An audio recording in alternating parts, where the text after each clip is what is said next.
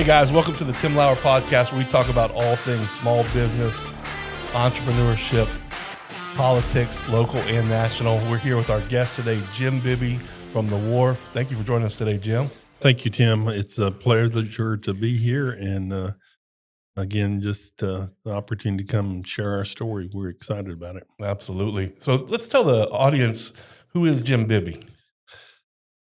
Tim, I'm just a good old country boy from Hale County. I grew up in Moundville and got an opportunity to play football at TCU. And I'm a Horned Frog. And I was talking to Eric over here, and I played out there in 71, 72, and then came back to Livingston and played there a year. And then law enforcement brought me to Orange Beach and Gulf Shores in 85. I was offered the chief's job at Orange Beach, and I was there, thoroughly loved it, and progressed on through life, and then started at the Wharf in 2006. And been at the Wharf ever since. I think this is the 20th year. So Wow.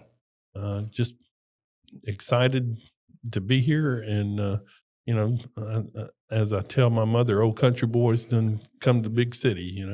That's right. That's right. Well, thank you for your service in law enforcement. I know it's not the highest paid job and, a lot of work. And then how did that transition look like going to the Wharf from there? Tim, I had been in law enforcement chief as Orange Beach 85 to 90 and did not get reappointed as chief. And I went to work for Bridgestone. Okay. And worked for Bridgestone and was one of the management team, and actually transferred to Tuscaloosa and just kept praying about coming back to Orange Beach. My wife and family was here, and I was looking for a local job, and they were looking for a director of security. I said, Wow. Lord, let's just open the door. Wow.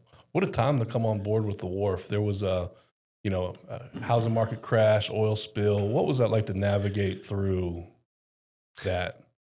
Tim, those are the first couple of years were good years. It was a new property and things were going well. And then, like you said, the crash hit and the Wharf went into receivership. And again, thank the Lord that they kept me through that receivership program. And in 2010, a gentleman named Art Fobb came down and purchased the property. Didn't know much about Mr. Art and just had a vision. He came in, bought it, and I tell the story of when he came here, there was tumbleweeds going down the road, and we had about 35% occupancy. It was dead. Wow. And the vision, and I tell this story, the vision that Mr. Art had, he doesn't remember the story, but I remember it vividly. We're sitting at Villaggio's, and there's a tree that leans. If you'll look now, it's still there. And he's looking out. He said, "Can you straighten that tree?" I said, "Yes, sir." He said, "How much?" I said, $10,000. He said, "Why so much?" I said, "Well, we'll get the crane to take it out and straighten it up, and 5,000 out and 5,000 in." He said, "The tree looks good." And I said, "Good." And then he said, "I'm going to make the Wharf kind of like Chuck E. Cheese or one of those things." And I went, "What are you talking about?" He said, "Have you been to Chuck E. Cheese?" I said, "Yes, sir." He said, "What'd you do?" I said, "Spent all the money in my pocket and stayed there for 4 or 5 hours with screaming kids." He said, "That's the concept we want. We want to entertain the people for 4 or 5 hours. We want them staying here and spending money at our tenants."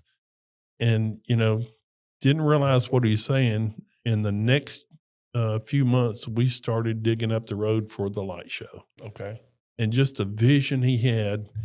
And Tim, today we're at 99% occupied. Wow. And just because of his vision, because of his insight and his investment, we are where we are. Wow. And pretty phenomenal. That's a pretty rough place to be in at 35% occupancy. Let me ask you, what are rental rates per square footage now versus what they were back then?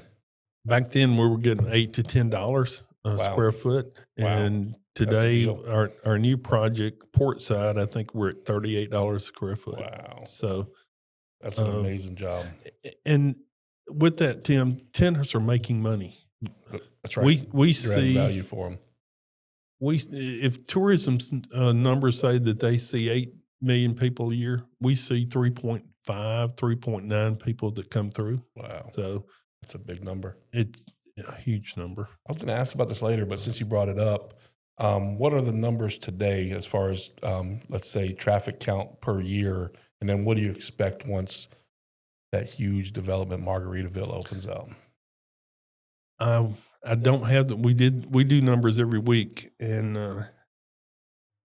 I know that this was another record year. We were talking about Ferris wheels and concerts, but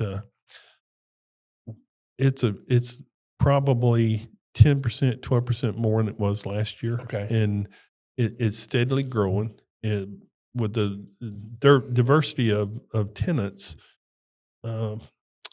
we talk about our mix. Our mix is mostly locals, Okay. home. Not big corporations coming in. We have more like local brands. AMC's theater. We have Build-A-Bear, and maybe one more national. Rest of them are local guys. Okay. And again, they come out, they work hard, they produce a great product, and the people come in and just have a good time. It's a unique situation. That's great. And what I've noticed in this area is a lot of times the local mom and pops or the local business owners run their business a lot better than the bigger corporations. I think you're exactly right. I always tell people initially when the wharf was built, they tried to run the wharf from Birmingham, and Wow. you cannot run a operation from a different city. Mm-hmm. The wisdom that Mr. Art had was, yes, he lives in Baton Rouge and his big business in Baton Rouge, but as he told me when I became general manager, he said, "I hired you as general manager. Do the job. You won't hear from me." And he lets us do our job. And That's great. we run it, and of course we run things by him, but never ask anything about day-to-day operations. Gotcha. So being at the wharf for where you said we're coming up on 20 years 20 now, years. You've probably seen a lot of businesses come and go. Yes, sir. What are some things you'd notice from businesses that you either A, know they're going to make it, or key indicators that they're probably not going to make it? Hope you're enjoying the Tim Lauer podcast so far. We talk about all things small business, real estate, politics, local and national issues that affect you most. Make sure to like, share, and subscribe to the channel, and be sure to drop a comment below. I read and reply to each and every one. Now let's get back to it. When we first start out, and Tim, I make a great steak. If you came by my house, I make a great steak. But then I get this idea of going, okay, I'm going to go do a restaurant. Sure. And you come out here and you say, I'm going to do a restaurant. And you start cooking steaks. We used to just let you come in and do that. And then we realized that some people are great cooks, but they're not great managers. That's right. And so as we matured and grew and understood, we started looking at, okay, how many steaks are you going to have to serve today? How many tables are you going to have to turn? And if mom and pop comes in and says, hey, I want to sell blue balloons. Okay, how many blue balloons do you have to sell? One, to make rent, and then two, to pay your power and overhead and everything else. Smart. And if local guys like you know what a business plan is. If I walk in there and go, what's your business plan? They go, what's a business plan? It's a red flag. So Gotcha. we see young people that want to come in and hey, I want to do a car wash. Well, how many car washes can you do, and how much profit are you going to make? That's right.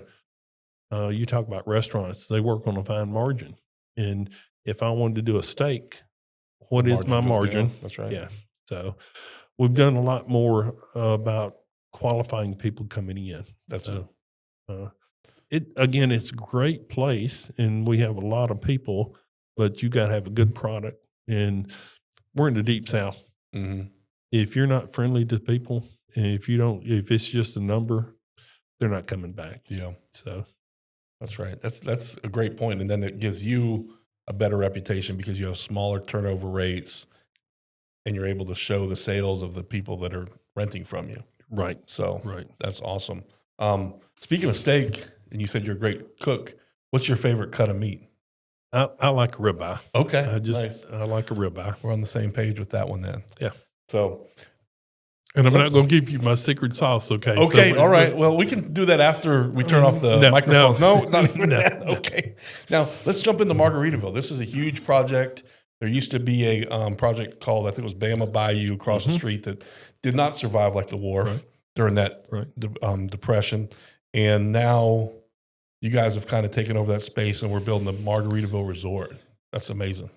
Tim, that's a great story. You know, the city wanted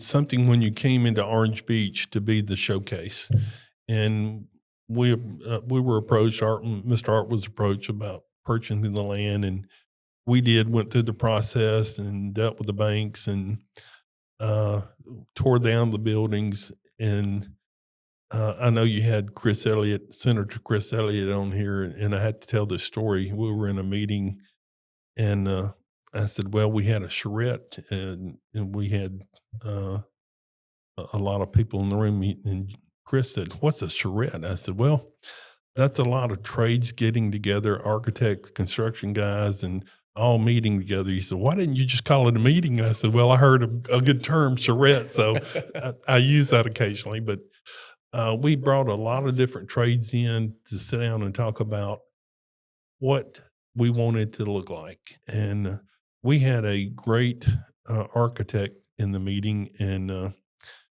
we were sitting there talking about cottages. We were talking about condos. We were talking about amenities.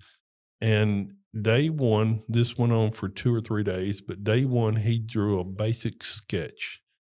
And Tim, today you can look at our first iteration and our last iteration, and they're almost identical. Wow. I mean, again, tweaking with things, but we came up with the concept of having a condotel,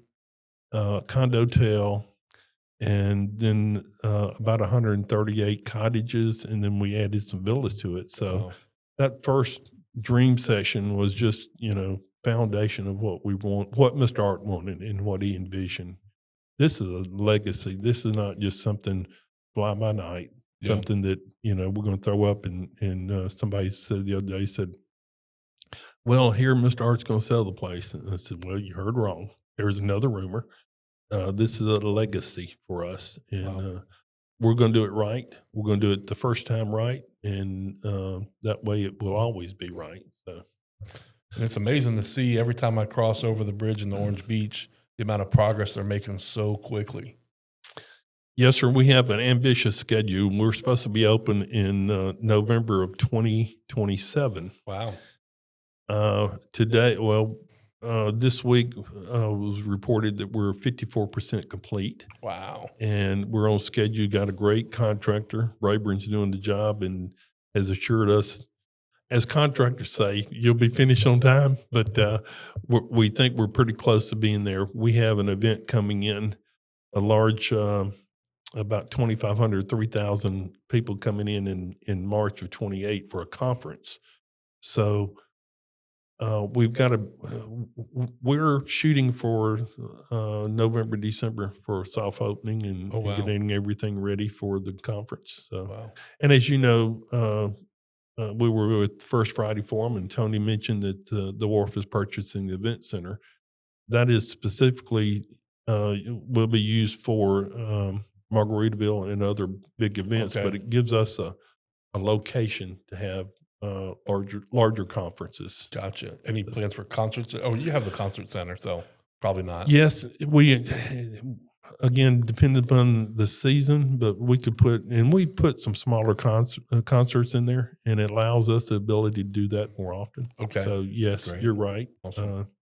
Smaller concerts, and again, it's controlled environment. Mm-hmm. So if we have an artist that is going to do 2,000. We can put them in there and know we're going to have a show, not worried about rain. So there's a lot of advantages to having that. So with Margaritaville coming in, how do you think it's going to impact the local real estate market as well as the commercial real estate market? Tim, that's a good question. And I really, I like to say that Margaritaville, this is going to be their flagship. This is going to be from the ground up that they're building, and there's nothing like that on the Gulf Coast. You see a lot of Margaritavilles that are hotels or smaller venues.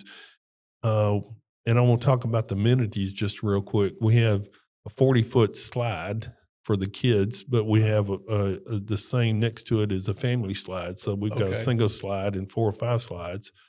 We've got a kids pool that will have a smaller arch boat is named Work of Art. And we'll have a little boat in there named Work of Art. And for the kids to play, we have a teenage pool. We have a swim up bar. We have an adult pool. We have pickleballs. Now, we're not competing with Orange Beach or Gulf Shores, but we have 4 to 5 pickleball courses. Okay. A dine-in or swim up bar, and then we have a big screen TV that we play in Jimmy Buffett music or concerts. And nice. That's going to create an atmosphere of I want to be in Orange Beach, Gulf Shores. It's going to drive traffic. Again, with the airport coming in, it's going to give opportunities for those Jimmy Buffett fans in the air market to come down, and fly back on the weekend. So I think it's going to create a great opportunity for real estate and for just the investor. And somebody asked me this morning, the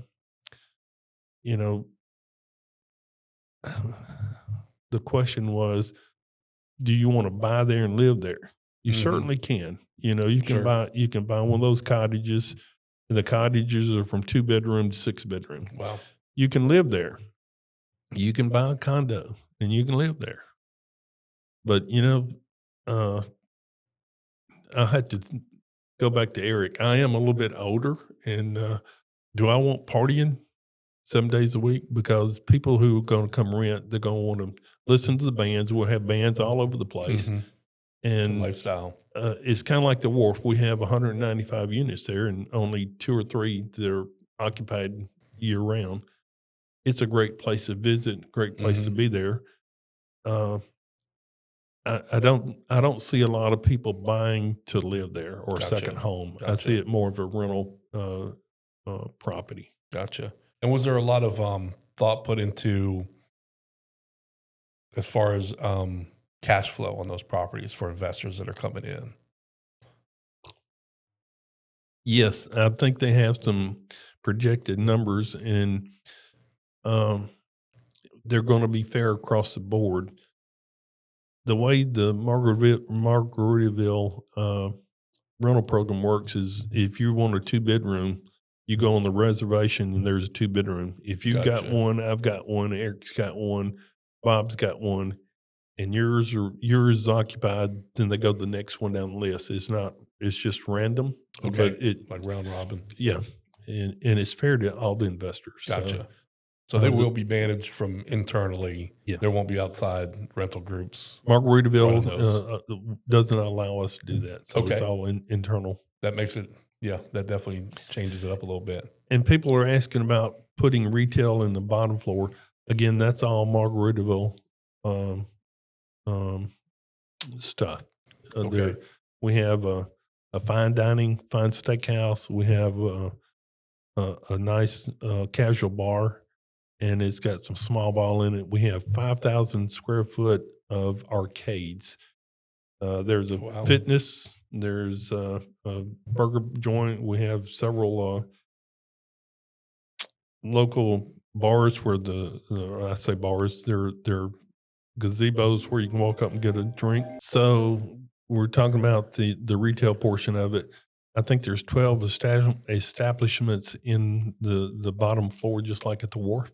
Another thing, I think, Tim, you've seen the Last Mango, which we're building at the Wharf. So we were talking about the retail, Tim, and again, that's going to be owned by Margaritaville. And as you've seen the construction there at the Archway, the Last Mango, that is one of Margaritaville's brands. Okay. And our philosophy or thinking on that was, if you come to the Wharf and you go, okay, I'd like to go to Margaritaville, you can go get the first welcome at Last Mango. You can go in there and have a burger or a drink or a margarita. And then there'll be a concierge service with two boats that will get you across to Margaritaville. And we have 2 ferries that go back and forth, and Nice. you can go over there and spend the day, come back, and just it's the first opportunity to say, what is it about? How can I get over there, and I want to see what is there. And it is supposed to be open May the 22nd. Okay. And again, construction says it's going to be open May 22nd. I'll go, okay. So hopefully before the holidays, it'll be open and we'll get that going. But Margaritaville, I think, is going to just change the look of the Gulf Coast in our region. And similar to the airport, when we first got the airlines, we didn't know what it was going to do, and it's taken off. I think that when you see Margaritaville, I think you're going to see an opportunity for real estate and commercial just to take off. Absolutely. So speaking of real estate, when do the properties go for sale in Margaritaville? Monday. Okay. And that's a Facebook post. So I think the date's right. I think it's Monday Gotcha. So 6th. By the time this airs, they're going to be available. Yes. Do you know the starting price point?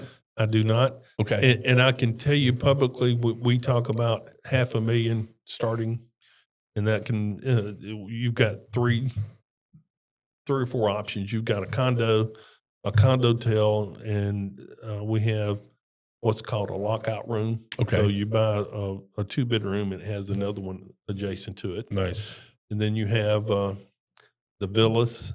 Then you have the cottages, and again, cottages are from 2 bedrooms to 5 or 6 bedrooms. Gotcha. So there's a lot of opportunity, a lot of investment, and again, if you want to buy it and live there, it'd be a great place. I'm going to definitely share the more information in the description once this podcast drops. So if you're on here listening and you want more information on Margaritaville, just check out the description or give me a call. Next, let's talk about the fish tournaments. Fishing tournaments at the Wharf. You guys got 2 big ones. Yes. Right? Orange Beach Billfish, OBBC, and it's coming up in a couple of weeks. And that is a kickoff of this area. You'll probably see 40 to 60 boats in that tournament. And Tim, when I was at the Wharf, and we get to looking at events, I have a picture I can share with you later on. I took a picture at our Blue Marlin Grand Championship, and there's 12,000 people out there watching a dead fish being weighed. Wow. It goes out, Blue Marlin Grand Championship goes out to several countries. It's streamed online, and it's a production. It's similar to what you do here. It's not just the tournament, it's production. It's a great opportunity to look at the industry. And again, we talk about the Blue Marlins. When we start bringing in Blue Marlins, there's a lot of studies and things that go into that. We don't allow you to bring in a fish under 110 inches. So if you catch one, you release it if it's short. So we're very selective on we don't want you to just kill a fish. We want you to do it right. And there's some rules involved in that you'll get fined or disqualified if you don't do it right. Mm-hmm. So Art is very much mindful on the environment and how and you look at Margaritaville, we're not just cutting down pine trees, just put up cement.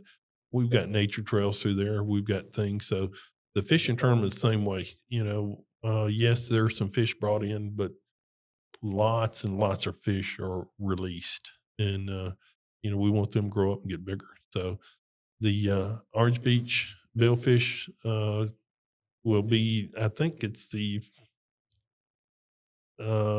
second week in May. Okay. Third week in May. Typically mid-May is when mid-May. Okay. And that kicks off a series. They go Orange Beach, and then there's some in Panama City, there's some in Destin, there's some in Gulfport. And for the Blue Marlin, you've got to hit 3 of those, and you qualify. And when I said catch and release, you can have a big marlin, but you could be beat by the catch and release. In other words, you get points. So Gotcha. when they give out that trophy, it's not just one fish. It's how do you do over the season. Gotcha. And, it's exciting to see those guys come in, and they put a lot of effort into it, and it's pretty unique. And Tim, I don't know if you know this, but once a fish is hooked, you have 1 minute to sit in the chair. And if that angler sits in the chair, once he gets his rod, you can't touch the rod. There's a camera on him. If somebody assists him by lifting the rod or doing something, they're disqualified. Wow. So you could fight for 3-4 hours on a fish, and somebody grabbed the rod, that fish is no longer qualified to be a winner. So a lot of rules, and and we actually do polygraphs. Okay. But interesting. I love talking to Mr. Art about that, and just finding out more about the tournament. But they're professionals. They're good. What's the range of size of marlins you see them come in, or the biggest one? We broke the state record 4 years ago. And actually, the fish came in and broke the record. And 20 minutes later, a bigger fish came in and broke that record. Wow.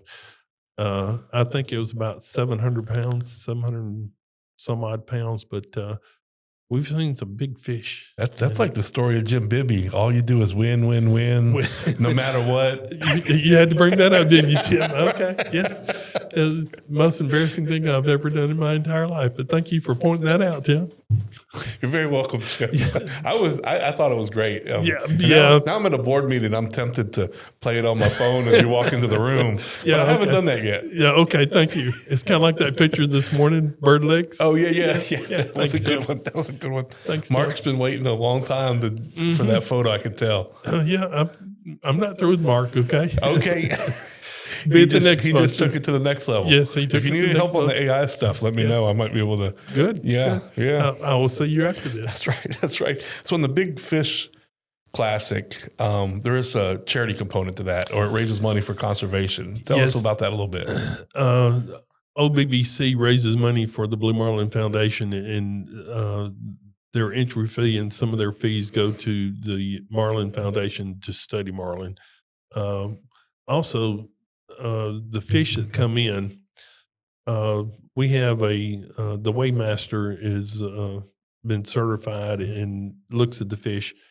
And there's an organization, and I wish I had known you were going to ask this question. There's an organization in Mobile that feeds the hungry. Okay. And you'll see them, once that fish is caught or harvested and we get through weighing it, we take it right over and they start harvesting the meat. Oh, wow. Okay. And they will take it to Mobile and they make a marlin patty and serve it like a burger. And the guy's phenomenal. I think you can serve 1,000, maybe more people with those marlins that left. So we don't just destroy the fish. And there are some fish that are not suited. And again, I have to explain that because if you catch a fish on Thursday, you have the right to bring it in on Friday. But if you think you can stay out and catch and release some, they will. Oh, gotcha. So that fish is 2 days old, not 1 day old. But gotcha. Again, most of them try to get back in and get it back out. And they feed a lot of people in Mobile with that. So we're excited that we're partnered up with them. Great. It's an opportunity for us to give back to the community. Yeah, it's a great tournament. A lot of excitement around the wharf around that.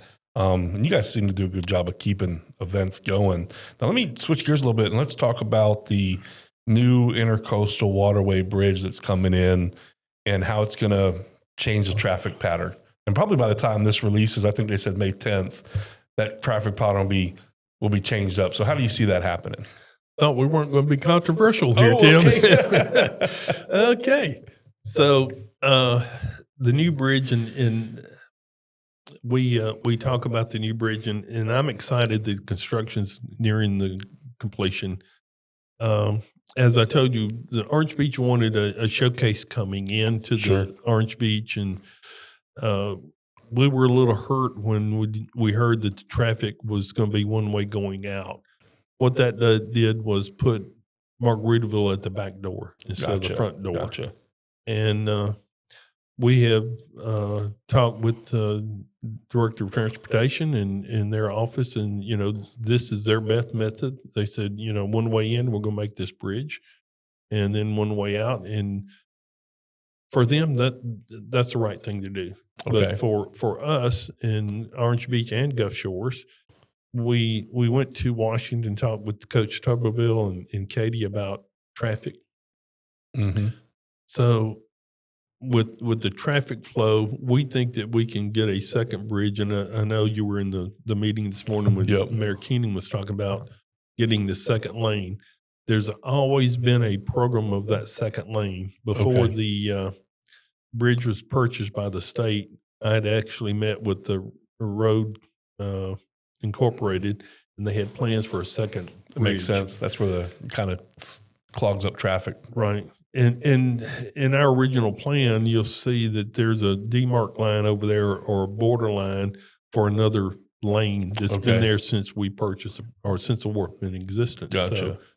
So we think it'd be real easy to put that additional lane on, just because, one, the state already owns the land. Okay. And all they had to do is put the bridge up and the entry to and from. It's not as expensive to build in the one that they've already built. So we think we're in a good position. And again, you and I know that two ways off, or two-way traffic on that bridge and two-way traffic on the other bridge gives us ability for emergency vehicles, for hurricane evacuation. Mm-hmm.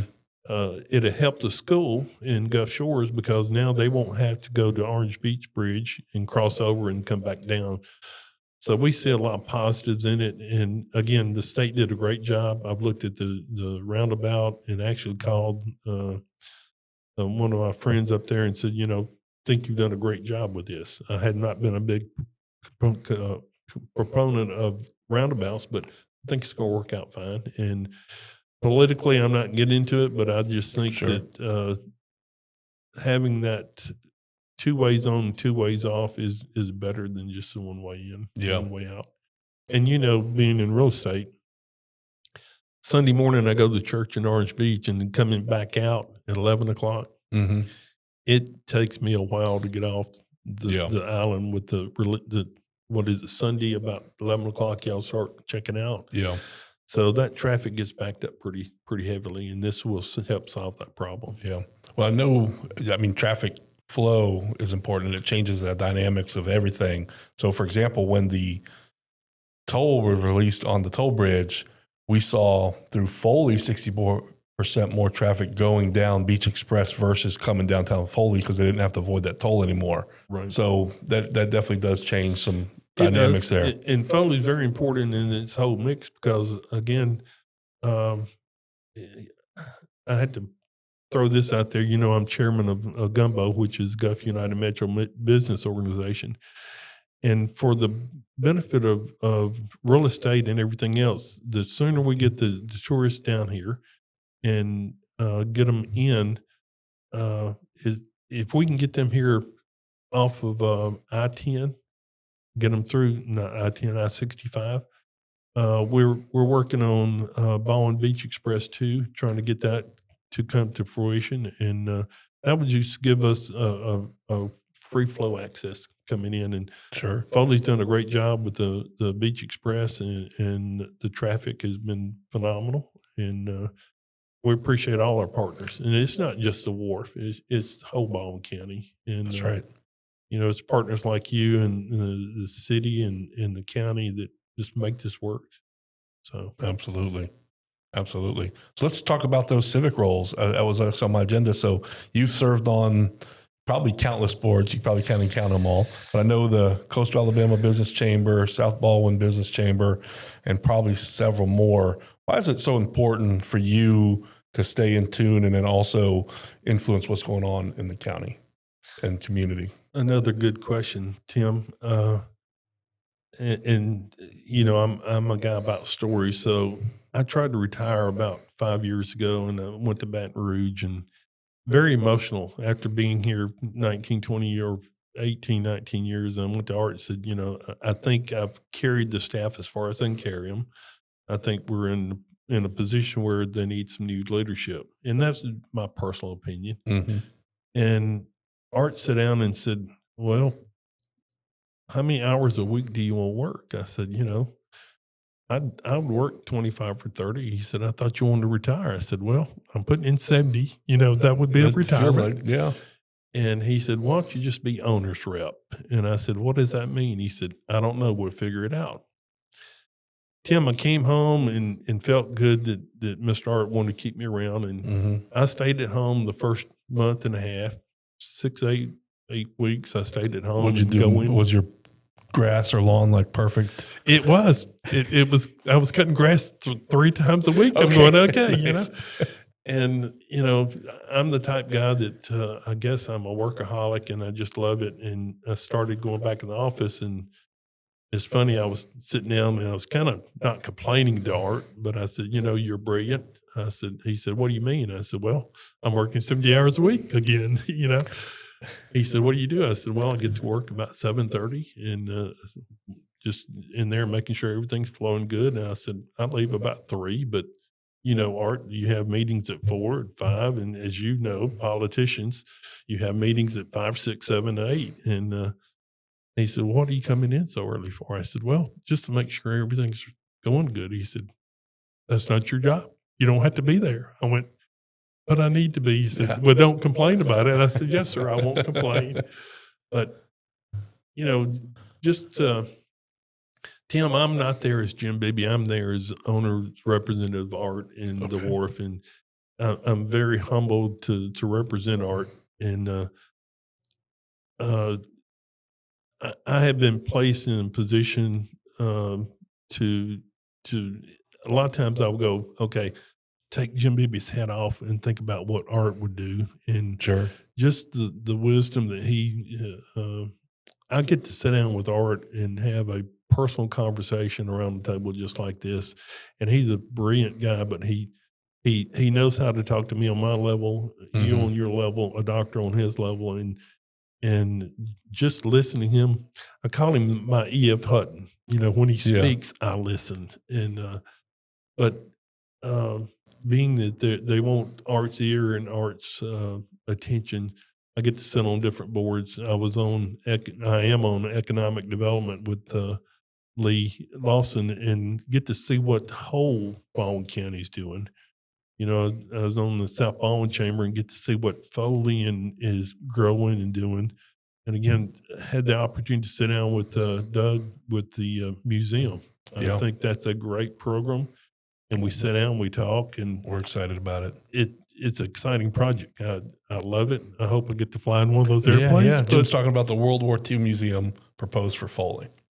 It's a great opportunity. Again, just meeting those people. And Tim, I try to always do the right thing for the right reason. And I get off track sometimes, but just getting back in line and getting in conversation with people like you and Art and going, okay, let's take this organization over here and grow it. And but those organizations are influential in this area. You talk about chambers, the Foley Chamber, the Orange Beach and Gulf Shores Chamber. They're for the businessman. They want to grow the businesses. And as Tony and Robert both said this morning, what grows it is money. What keeps it existing is money. And what is enough money?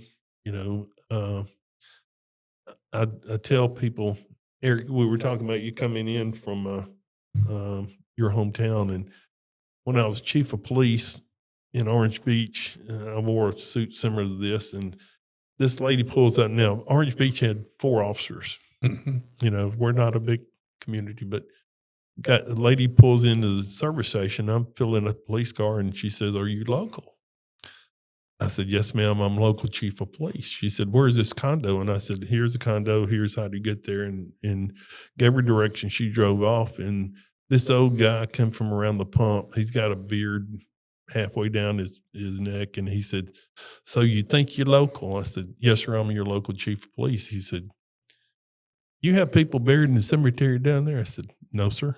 You ever on the shrimp boat? He said, no, sir. He said, you're a tourist and always remember it. So 30 years later, I'm still a tourist in Orange Beach. So, but again, we have grown and we've done well with the growth, and the money that tourism brings us is just phenomenal. But we still have that small town flavor. And I got to speak to Alabama Leadership Initiative last week, and we talk about the growth, and we talk about how you keep it, how do you make it family friendly. And even back in 71, 72, we had groups that would come in from different areas, and they would try to take over the beach. And it was a handful for 4, 5, 6, 8 cops. Oh, yeah. And to see it family friendly. I read an article about some group trying to take over Pensacola, and they said, we're not going to have it. Branding for Gulf Shores and Orange Beach is important. And I was, after that meeting that last Friday, a guy came in from Montgomery, asked me a question. He said, how do you make it family friendly? I said, well, one, you've got to really focus on your brand and make sure that you're doing the right thing. But it's going to cost you. But what is it? It's going to cost you a little bit, but in the long run, it's going to be better for you. Sure. So again, the teenagers that come down here are not spending money; they're partying. Yeah. Mm-hmm. But the families that come down that feel safe, and feeling safe at the wharf, walking around, that's one of our legacies. We want you to feel safe. Yep.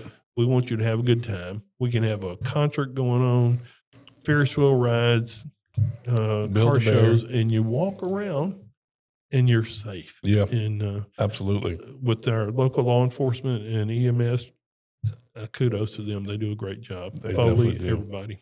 They definitely do. And you're right. And it attracts, it kind of blends with our community because our community is family friendly. Yes. So we're attracting, that's our brand. You're exactly right. Yes. So you've talked about passion in the past before, mm-hmm. and we kind of talked about you looking at retirement. I always look at retirement like like if one day I don't look forward to retiring myself. I feel like it'll accelerate my old age, accelerate my, those different things.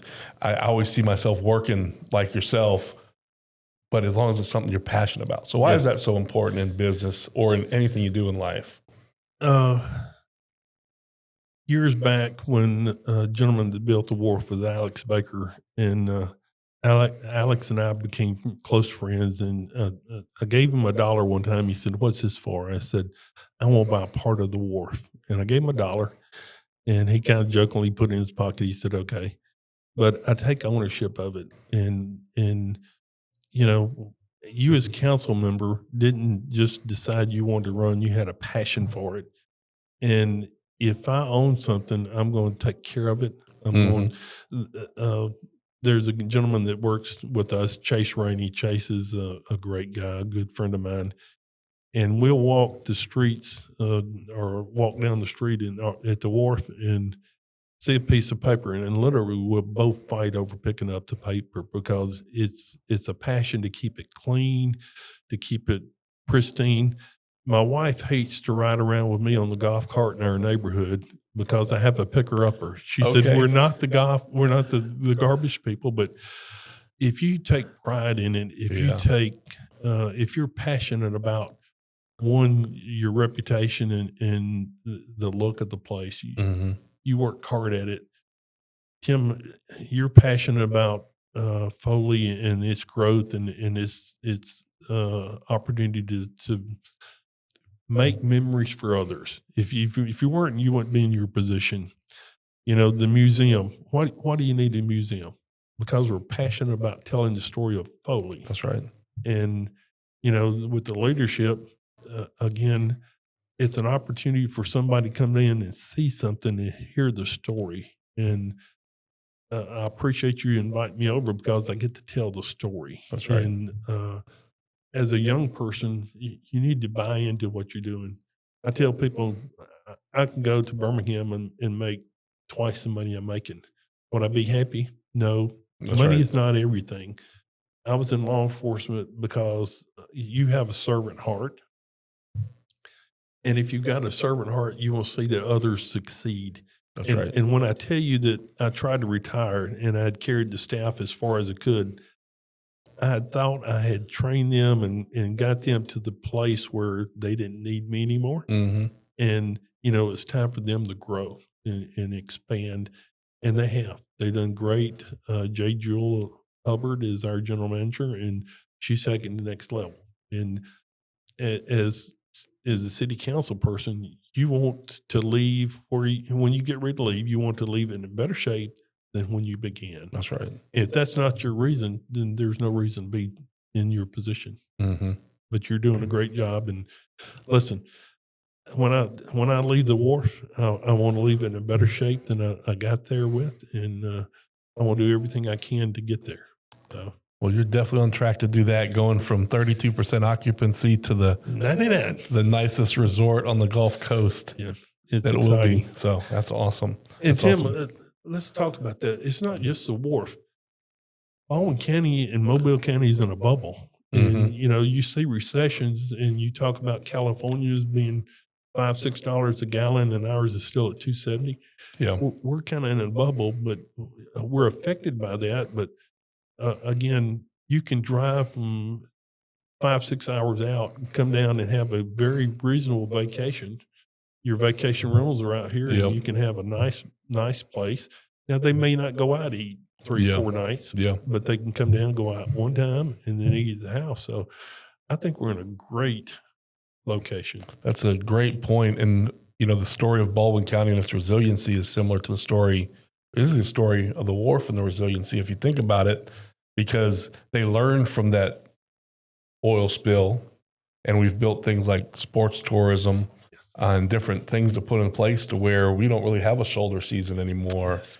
And we're constantly bringing in folks down here to visit our beautiful area. We're not relying on one thing. Right. We're bringing in multiple. Sure, we have the golden goose, but we're relying on multiple things. And I think that's what the wharf's done too. And it looked back at what you were saying earlier. I bet at that 32% occupancy rate, you just want to make sure they had a pulse and could pay the first month's rent. And now you're asking for business plans. Yeah. Yeah. And I joke about it. If you came in and said, I'm going to sell purple balloons, and the next guy came in and said, I want to sell blue balloons, I'm going, sell them. Just get sell in there.